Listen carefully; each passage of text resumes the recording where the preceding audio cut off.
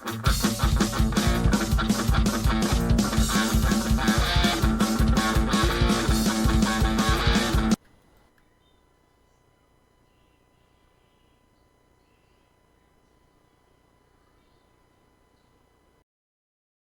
people from the internet. Today, here in the channels Tapa Olho Azul and Super Acadêmico, in our weekly English video, I'm going to comment the books, the series of books written by Isaac Asimov, called Foundation, the Foundation saga, Foundation series, whatever. I just read part of this series, these books, in a form of audiobooks. I heard, and I thought it was interesting to make some comments about the story because it's good science fiction. Isaac Asimov is a reference in science fiction for all of us who likes science fiction. And I also thought that was interesting to make some approximations with our history, our world. Uh, well, that's what science fiction does. Makes approximations and relations with our reality, and also some detected some relations between the current science fiction and space fantasy with this the stories references.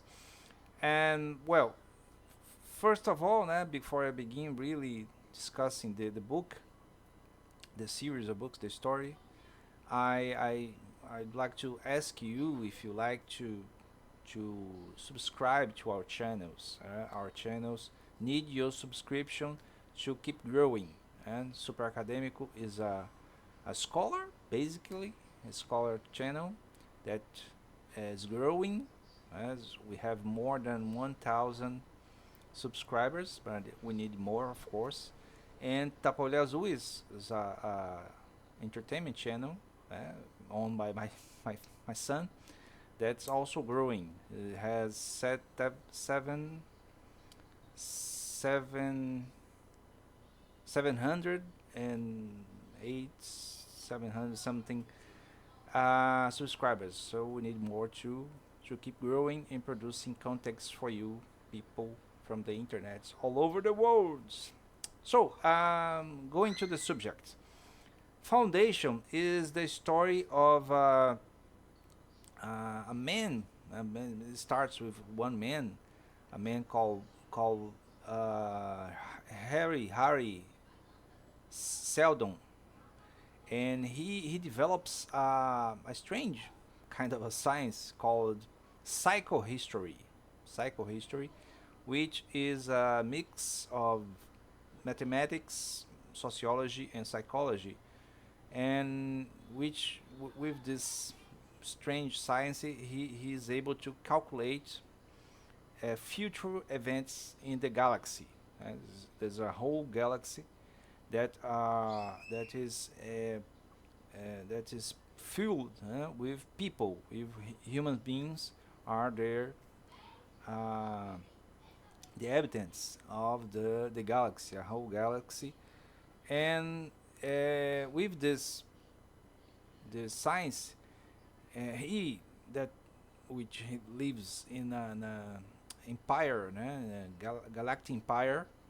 By the way, I think George Lucas took the name Galactic Empire from this book, which is great because George Lucas is a known reader and researcher of science fiction. So probably he read Foundation and all the Isaac Asimov work.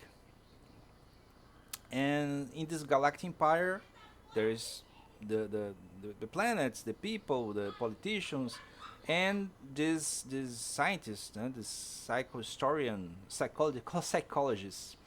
He discovers, he predicts, and he calculates that the empire will ruin, will crumble and ruin in some more years, and then he proposed that a foundation is created to save the future of mankind, of humanity, by accumulating the knowledge of the humans in a encyclopedia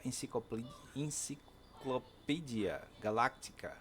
And this mega book of knowledge will be constructed will be construct will be constructed in a distant planets in the corners, in the margin of the galaxy, far away from decay of the empire. And then he goes there with some chosen people, scientists, and begins this production of this encyclopedia. Well, the problem is that it seems, since the book was written in episodes that was written to fill a magazine, that it was created in the way that was created. It wasn't thought to be, I think, it's my impression as a reader, that it wasn't thought in a whole story. Maybe it was, I don't know, but it seems not. It seems that the writer, Isaac Asimov, he thought a piece of a history, a piece of story, sorry, and from them he was able to create many other things. For instance, the piece that I read, heard, the piece that I heard tells the story of the first crisis, and the second crisis, which the foundation finds a way to survive by using the science that it accumulates to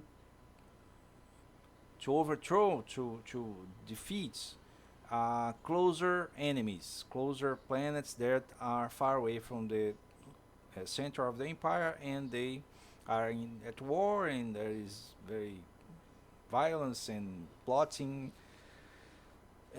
But since the foundation has accumulated knowledge and technology, they kind of influence these nearby planets with a type of religion, magic religion, which they use their science, the knowledge to impress, to make the people of these other planets to believe that they are some kind of a special people, holy people, and they use this to keep them in control and in the way to accumulate the knowledge to, in 1,000 years before the complete ruin of the empire, they will be able, not they in fact, but their offspring will be able to reconstruct the human knowledge, the human empire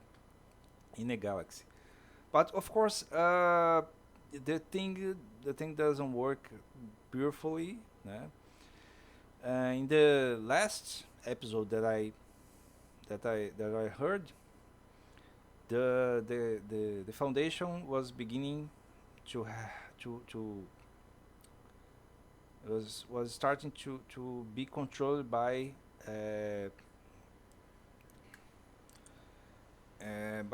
so they call the so-called traders. As I understood, the traders were a class of people that were in the foundation, but to make trades of products with other planets, other people, other nations, whatever.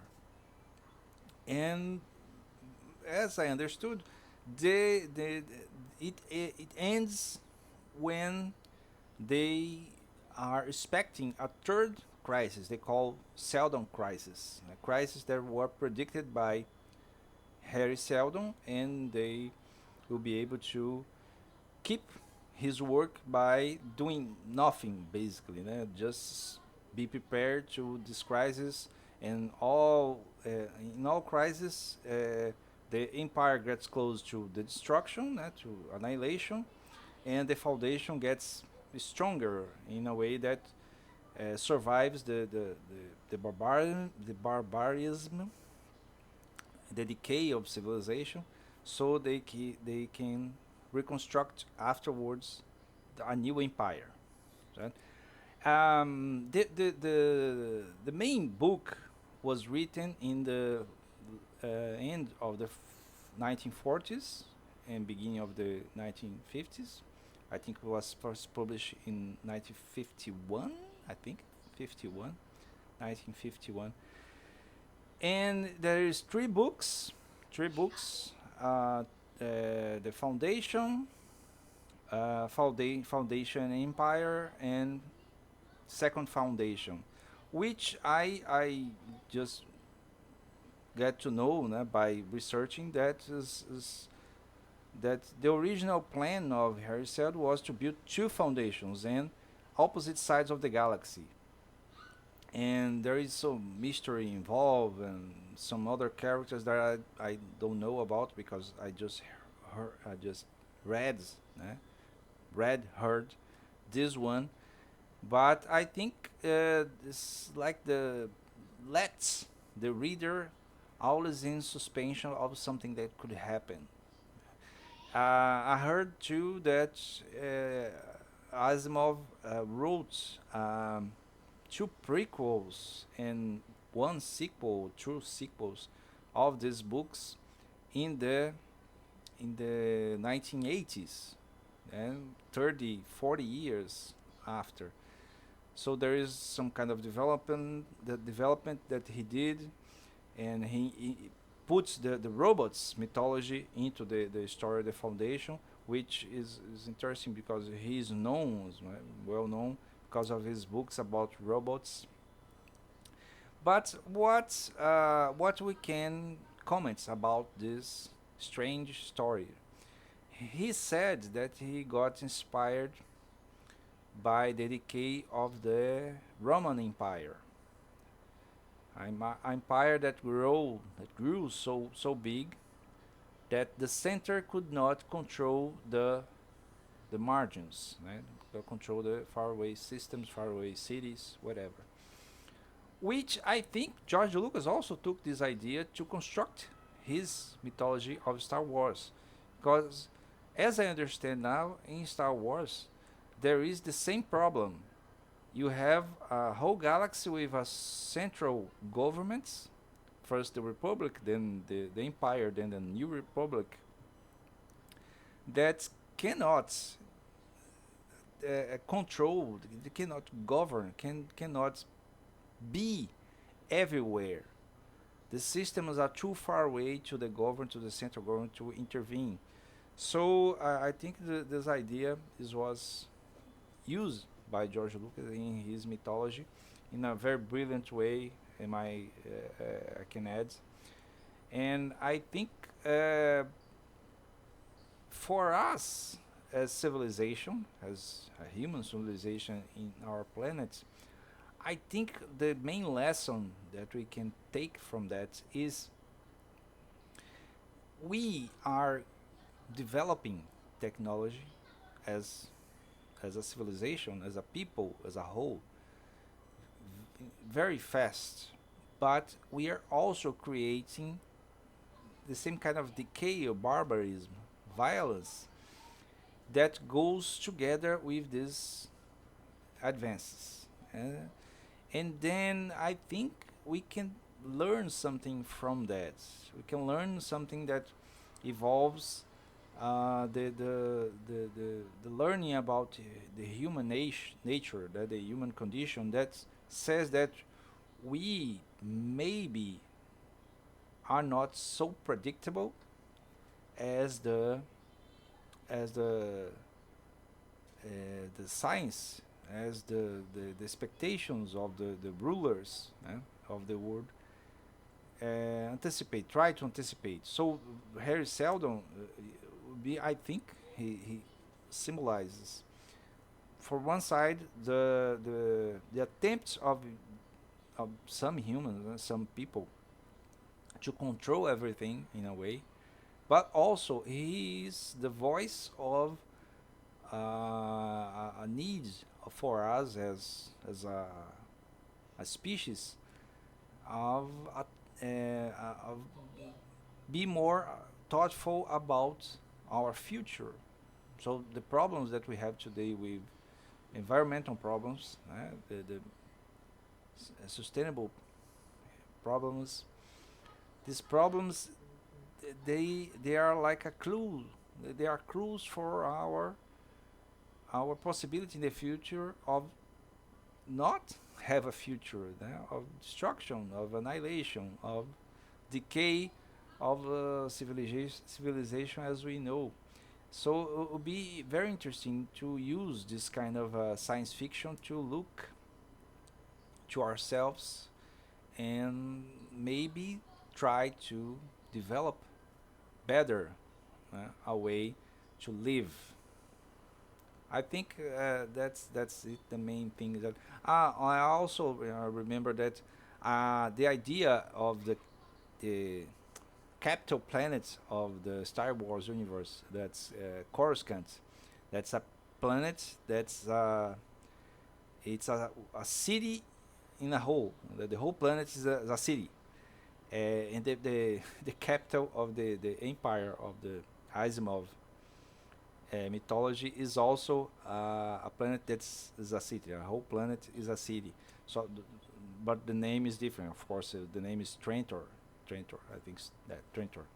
But the idea is the same. It's very interesting that I think George Lucas got inspired by these two when he created the idea of the central capital planets of the of the Republic and the Empire, Coruscant being a planet that is a city, and the whole planet is one city with trillions of people living together, working, and the bureaucracy that is subtly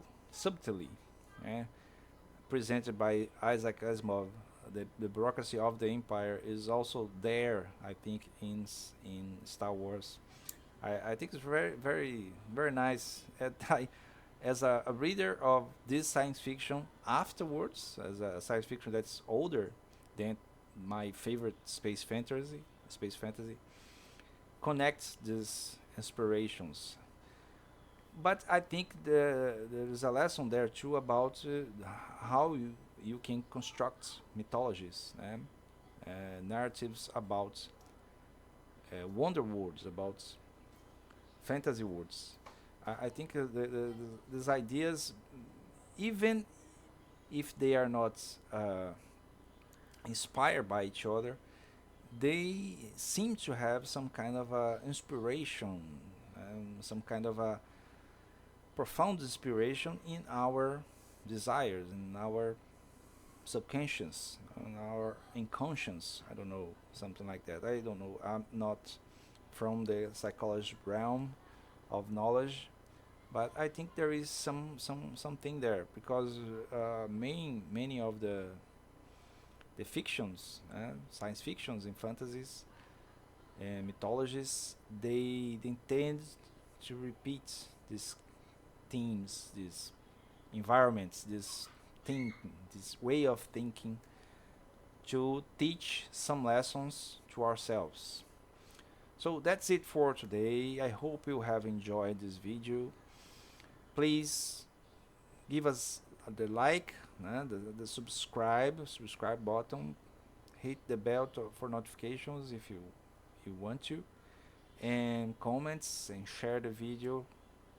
And also, if you want, you can give ideas for new videos in English. That's it, and till next time, bye bye. Good.